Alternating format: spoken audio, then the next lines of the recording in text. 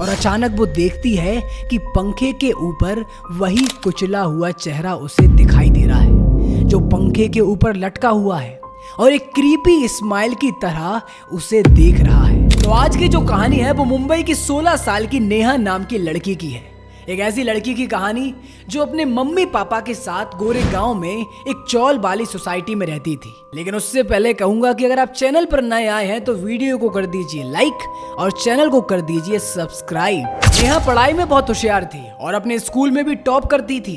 मतलब उसकी शक्ल को देखकर कोई नहीं कह सकता था कि इसके जीवन में भी कोई दुख हो सकता है, कोई दर्द हो सकता है।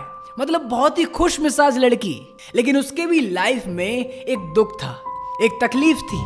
अब जो नेहा जो थी वो अपने पैरों पर चल नहीं सकती थी। नेहा को बस इतना पता था कि जब वो 3 से 4 साल की थी तो बचपन में उसके साथ एक हादसा हुआ था। उस हादसे में उसके पैर चले गए थे और जो याददाश्त थी वो भी चली गई थी। मतलब नेहा को कुछ याद ही नहीं था कि उस टाइम उसके साथ क्या हुआ था। लेकिन नेहा को ना इन सब चीजों से भी हटकर एक बहुत बड़ा दुख था, एक दर्द था जो हर साल उसे सताता था। और वो टाइम था रक्षाबंधन का टाइम। हम सबको पता है कि रक्षाबंधन के टाइम एक बहन अपने भाई की कलाई पर राखी बांधती है। लेकिन नेहा के लिए रक्षाबंधन का दिन ऐसे ही चला जाता था क्योंकि नेहा का कोई भाई नहीं था। वो हर पल अपने घर वालों से और भगवान से ये शिकायत करती थी कि मम्मी, भगवान ने मुझे पैर नहीं दिए तो कोई दिक्कत नहीं, लेकिन भगवान ने मुझे अपना भाई क्यों नहीं दिया। वो जैसे ही अपने मम्मी पापा से ऐसी बातें करती तो उसकी माँ के आंखों में आंसू आ जाते और उसके पापा चुपचाप गुमनाम होकर अपने घर से चले जाते। लेकिन इन सब बातों के अलावा भी ना नेहा ने कुछ अपने अंदर दबा के रखा था जो कि उसने अपने घर वालों को भी नहीं बताया था। क्या है कि जब नेहा अपनी बैसाखी के सहारे स्कूल जाती तो उसकी बैसाखी में टक टक की आवाज आती और टक टक की आवाज के साथ उसे ये ऐसा महसूस होता कि कोई उसके साथ चल रहा है, जैसा कि कोई साया। मतलब उससे ये लगता कि वो अकेली नहीं चल रही है, उसके साथ कोई और भी चल रहा है। लेकिन वो जैसे ही पीछे मुड़कर देखती तो उसे कोई नहीं दिखता। लेकिन एक चीज उसे दिखती थी, वो दिखती थी कि उसे काले पंजे के निशान दिखते थे जो कि धीरे धीरे गायब हो जाते थे। लेकिन ये सब बातें ना नेहा किसी से बोल नहीं पाती थी, किसी से हिम्मत ही नहीं कर पाती थी। उसे ऐसा लगता कि लोग मेरा मजाक उड़ाएंगे, घर वाले मतलब उसकी माँ उसकी बातों पर विश्वास नहीं करेंगे। तो एक दिन उसने अपनी माँ से बोला कि मम्मी, जब भी मैं स्कूल जाती हूँ तो मुझे ये महसूस होता है कि कोई मेरे साथ चल रहा है और मैं जैसे ही पीछे मुड़कर देखती हूँ तो मुझे काले पंजों के निशान दिखते हैं, लेकिन पीछे कोई आकृति मुझे कुछ दिखाई नहीं देता। कुछ समझ नहीं आता मम्मी, मुझे बहुत डर लगता है। अब इन सब बातों को सुनकर नेहा की मम्मी कहती हैं कि बेटा, ये सब तेरे मन का वहम होगा, ऐसा कुछ नहीं होता। और ये भूत मूत के चक्कर में तो बिल्कुल भी मत पड़ क्योंकि ये सब बातें होती हैं। लेकिन नेहा की मम्मी को लग रहा था कि नेहा बहुत ही डर गई है, इसलिए उन्होंने नेहा को एक हनुमान चालीसा पकड़ा दिया और बोला कि बेटा, जब भी तुम्हें डर लगे तो मैं हनुमान चालीसा को पढ़ लिया करना। अब हर बार की तरह स्कूल में रक्षाबंधन के 2 दिन पहले एक कंपटीशन होता। मतलब जो भी स्कूल में अच्छे निबंध लिखेंगे उन्हें प्राइज दिए जाएंगे। अब जिस टॉपिक पर ये निबंध लिखने दिया जाता था वो टॉपिक था रक्षाबंधन और भाई, जिसमें हमारी नेहा ने भी पार्टिसिपेट किया था। लेकिन क्या होता है ना कि कुछ स्कूलों में नहीं, मतलब हर स्कूलों में कुछ शरारती बच्चे होते ही हैं और ये हर क्लास में पाए जाते हैं। तो ऐसे ही नेहा की क्लास में भी कुछ शरारती बच्चे थे जिनका नाम था हर्षिता और रोहन।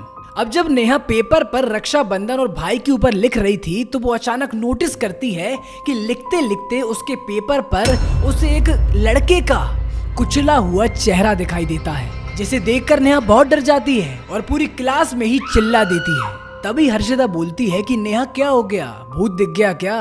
अब ये बातें सुनकर पूरी क्लास उस पर हंसने लगती है, लेकिन नेहा बिल्कुल चुप रहती है, कुछ नहीं कहती। लेकिन तभी ही रोहन बोल पड़ता है और नेहा से कहता है कि तू क्या लिख रही है भाई के ऊपर, तेरा तो कोई भाई भी नहीं है। अरे तुझे लिखना है तो तू बैसाखी के ऊपर लिख, वही टॉपिक तेरे लिए सही रहेगा। अब ये सब बातें सुनकर ना नेहा बहुत टूट जाती है। रोते हुए वो पेपर को फाड़ती है और चुपचाप अपनी बेंच पर बैठ जाती है। अब नेहा की जो बेंच थी उसी के पास एक कांच वाली खिड़की थी जहां से बाहर का नजारा दिखता था। तो नेहा ना अपना मन भटकाने के लिए, मन बहलाने के लिए खिड़की के बाहर देखने लगती है। लेकिन तभी नेहा नोटिस करती है कि वही खिड़की के कांच पर उसे वही लड़के का कुचला हुआ चेहरा दिखाई देता है। इस बार नेहा बहुत घबरा जाती है, लेकिन चिल्लाती नहीं है। इस बार नेहा को याद आ जाता है कि उसकी मम्मी ने उसे कुछ दिया था। उसकी मम्मी ने कहा था कि बेटा जब भी तुम्हें डर लगे तो तुम ये हनुमान चालीसा ले लेना। उसने अपने बैग में वो हनुमान चालीसा रख लिया था, तो उसने वही हनुमान चालीसा निकाला और उसे पढ़ना चालू कर दिया। जैसे तैसे नेहा को शांति मिली और वो चेहरा उसे दिखना बंद हो गया। अब जब नेहा स्कूल की छुट्टी के बाद अपने घर जा रही थी तो वो ये सोच रही थी कि कोई मुझ पर विश्वास करे या ना करे, लेकिन मुझे विश्वास है कि कोई साया, कोई तो चीज है जो मेरा पीछा कर रही है, कोई चीज मेरे साथ चल रही है।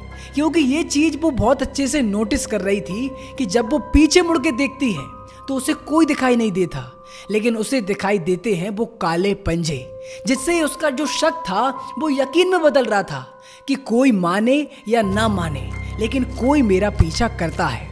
और यही यकीन के चक्कर में नेहा ने हिम्मत करके फिर से पीछे मुड़कर उसने कहा कि कौन हो भाई, कौन मेरा पीछा कर रहा है, कौन हो? तो नेहा को पीछे से आवाज आती है। नेहा को आवाज आती है सिर्फ 2 शब्द।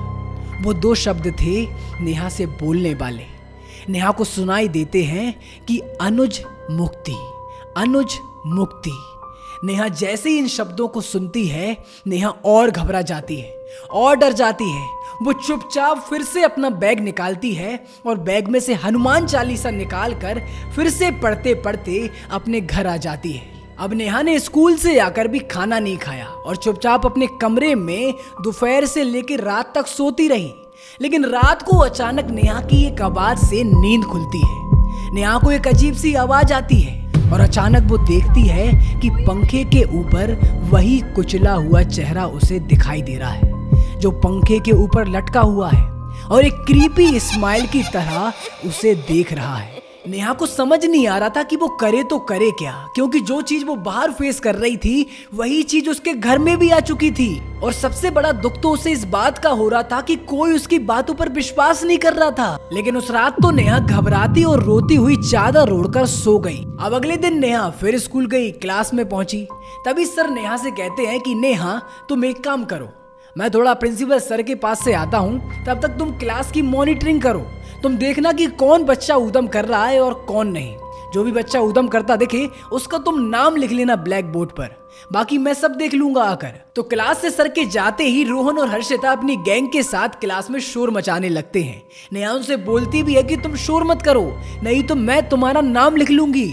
लेकिन उन्हें कोई फर्क नहीं पड़ता, तो नेहा उनका ब्लैक बोर्ड पर नाम लिख देती है। तभी बदतमीजी से हर्षिता नेहा से बोलती है कि लंगड़ी तू हमारा नाम हटा दे, नहीं तो तेरी दूसरी टांग भी तोड़ देंगे। अब नेहा को इससे कोई फर्क नहीं पड़ता, वो ईमानदारी से ब्लैक बोर्ड पर नाम लिखे रहने देती है। और जब सर आते हैं तो जिन जिन के नाम लिखे होते हैं सर उनको पनिशमेंट देते हैं। लड़कों को सर बेंच पर मुर्गा बना देते हैं और लड़कियों को हाथ ऊपर करके खड़ा कर देते हैं। अब ये सब रोहन और हर्षिता से झिल नहीं रहा था और उन्होंने ये सोच लिया था कि छुट्टी के बाद तो इस नेहा की बच्ची को छोड़ेंगे नहीं। अब जब 3 बजे स्कूल की छुट्टी होती है तो नेहा स्कूल से अपने घर जा रही होती है। अब जिस रास्ते से नेहा अपने घर जाती है उस रास्ते पर एक 100 से 150 साल पुराना खंडर पड़ता है। वही रास्ता होता है जहां से नेहा का घर पड़ता है और नेहा रोज उसी रास्ते से आती है और उसी रास्ते से जाती है। लेकिन नेहा फिर से वो चीज नोटिस करती है कि जब वो बैसाखी अपनी आगे बढ़ाती है तो बैसाखी के साथ एक और आवाज उसके पीछे आती है। लेकिन इस बार नेहा ना कोई सवाल करती और ना ही पीछे मुड़कर देखती। लेकिन अचानक नेहा देखती है कि रोहन उसके पीछे आ जाता है और उसका बैग खींचकर उसी खंडर में पटक देता है। नेहा जैसे तैसे अपने बैग को ढूंढने लगती है और रोहन से कहती है कि रोहन तुम ऐसा क्यों कर रहे हो।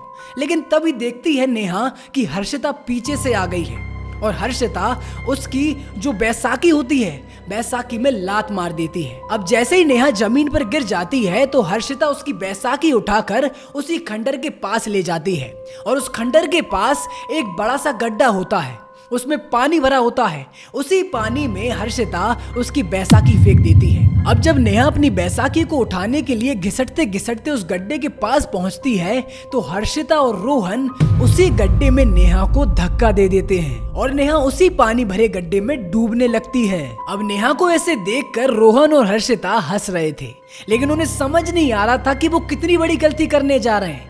लेकिन अचानक ही उन्हें ये महसूस होता है कि उन लोगों के अलावा भी यहाँ पर कोई और भी मौजूद है। मतलब उन्हें ये एहसास हो रहा था कि कोई उन्हें देख रहा है और अचानक उन्हें ये महसूस होता है कि पीछे उनके कोई है। लेकिन जैसे ही वो पीछे मुड़कर देखते हैं तो उन्हें दिखाई देता है कि एक कुचला हुआ लड़का उनके पीछे खड़ा हुआ है, जैसे किसी टायर ने उसे कुचल दिया हो और उन्हें वो लाल आंखों से घूर रहा होता है। ये सब देखकर रोहन और हर्षिता थरथर कांपने लगते हैं और रोहन की तो ऐसी फट जाती है कि वो पेंट में सूसू कर लेता है और वो डर के मारे वहां से भाग जाते हैं। इसके बाद नेहा को भी नहीं पता कि उसके साथ वहां पर हुआ क्या, लेकिन नेहा की जो आंखें खुलती हैं वो एक हॉस्पिटल में खुलती हैं। नेहा देखती है कि उसके हाथ में ड्रिप लगी हुई है और उसके मम्मी पापा उसके सामने खड़े हुए हैं।